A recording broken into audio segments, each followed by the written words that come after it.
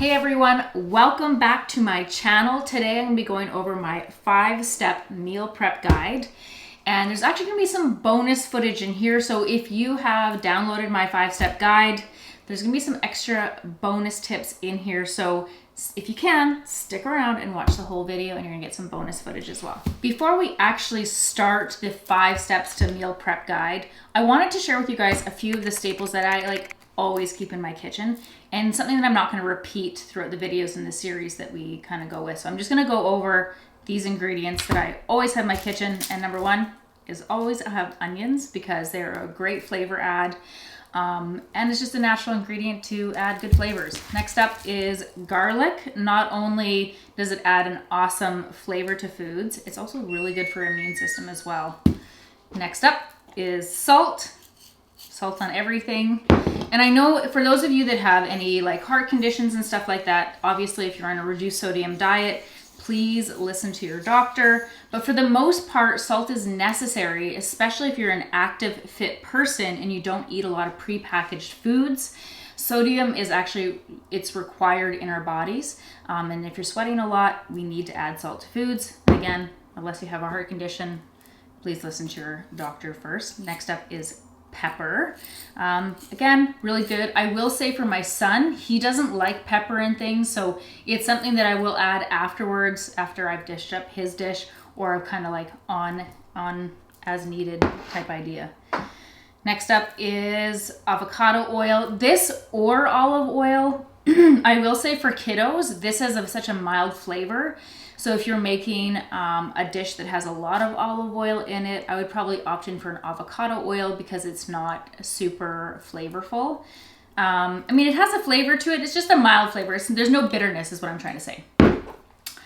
Next up is paprika, but this is smoked paprika. It's super tasty. I use it in a lot of my recipes, and it's just a great way to add an extra punch to any dish. And last but not least, apple cider vinegar. This is great for washing all your food, but it can be really handy in making dressings and a bunch of other things. So this is what's in the cupboards all the time. All right, so step number 1 to the 5-step meal prep guide. Step 1 is discovery and research. So have you ever been to a grocery store? You walk in, you know what's healthy, you typically get the same things for the most part, and you load it all up into your cart with all these amazing intentions, and then you get it home, and half of those things die in your fridge. And when you open up the fridge, it's like they're creeping on you in the back, and they're like, did you forget about me? And you're like, yeah, totally forgot about you. Or it's just you get busy, and then you're kind of eating more on the fly, so you don't really have all the time to kind of prepare those ingredients that you just previously purchased. So kind of just hopping on to, well, my favorite thing is to hop onto Pinterest. I feel like as soon as I hit my 30s, it became one of my favorite places to go and do research on. And by research, I mean just kind of fumble along and find good ideas. So the first thing I do is I type in healthy dinner recipes. And then I just kind of scroll through and whatever catches my eye, that's what I'm going to be doing step 2 with. So I'm just looking, I'm searching, and ideally I try to find recipes with maybe 2 different types of protein. That way it just kind of simplifies things when it comes to the rest of the steps of the meal prep guide. And no one likes to spend hours and hours in the kitchen, so I try to aim to be time efficient. And that's step 1. Welcome to step 2 of the 5-step meal prep guide. And this number 2 is I'm going to take stock of my pantry, my refrigerator, my freezers, and see what I already have, and whatever I don't have for these recipes, I'm going to make a note of. And so whatever recipes I do choose, I'm going to aim to, if I'm going to pick up chicken, I'm going to try to make chicken a couple different chicken recipes. If I'm going to pick up steak, I'm gonna maybe pick up a few different steaks and maybe repurpose already previously cooked steaks into a different meal. So it just really helps save me time and money, because again, we don't want things to die in the back of our fridge.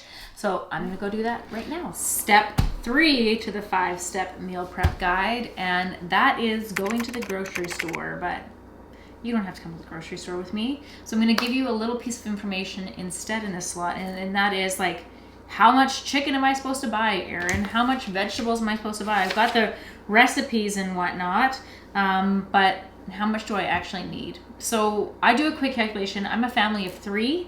So my husband, myself, and my son, we all eat different portions of sizing of like chicken and steak and all that kind of stuff. So I have a rough estimate. So when it comes to chicken breasts per meal, we're gonna need approximately 3 chicken breasts. So if we're gonna have chicken 3 times a week, that means for dinner, I'm gonna need 9 breasts just for dinner. And there's gonna be some leftovers that we can use for snacks and stuff like that. That's how I do a rough estimate on the protein. All right, step 4 to the 5-step meal prep. We're almost done this, we've almost wrapped it up. But step number 4 is actually preparing and cooking the food. So I'm not gonna walk you through a whole prep video right now, but I'm gonna share with you a couple of tips that I do in order to make my prep as smooth as possible for the rest of the week. Because I'm not gonna sit down and I'm not gonna cook everything that I'm gonna be preparing for the entire week on a Sunday. I'm going to prepare as much as possible. So as soon as the groceries come into my home, I'm going to be washing them and cleaning them and preparing and chopping and doing as much prep work as I possibly can in advance without actually having to cook all of the things. So I'll try and cook a few different meals for a few days in advance, and then I'll prep the rest. So for example, if a dish on like Thursday or Friday that's gonna require some broccoli, I'm gonna pre-chop it. If there's some meat that I wanna have cooked and that I wanna use later in the week, I'm gonna cook it. All the fruits and veggies, they all get washed right away, because there's nothing worse than pulling something out of the fridge and having to start from scratch, from start to finish, having to wash everything, then chop everything. Kill me a little bit. Like honestly, middle of the week, we're busy moms, busy household, busy families. The last thing we want to do is spend 45 minutes in order to start to finish get a meal on the table. So get as much as you can done on a Sunday, and that's 4. Step 5 of the step 5 meal prep guide. So this is the portion, this is not portion, pun intended. This is where we're gonna be portioning out our meals. And what we can do is, it can either be the veggies that we've chopped to be cooked later in the week. We can have them portioned in a Ziploc bag or a glass container. So when it comes to cooking time, it's just a grabbing and a dumping type motion, and it makes things a lot easier. And next up, it could be even portioning out your lunches. So I'm just showing you a few different containers that I use for portioning out my lunches. If it's something that needs to be reheated, I'm gonna be using glass. It's really important to stay away from plastics and reheating. I use these for salads. What I like about the portions is that you can keep the proteins separate from other veggies that may be a little bit more liquidy, and then the salad type portion, and then you can just dump it on a plate or dump it in a bowl, or you can kind of mix it all together. It's up to you. I will say these things stack really well in the refrigerator as well.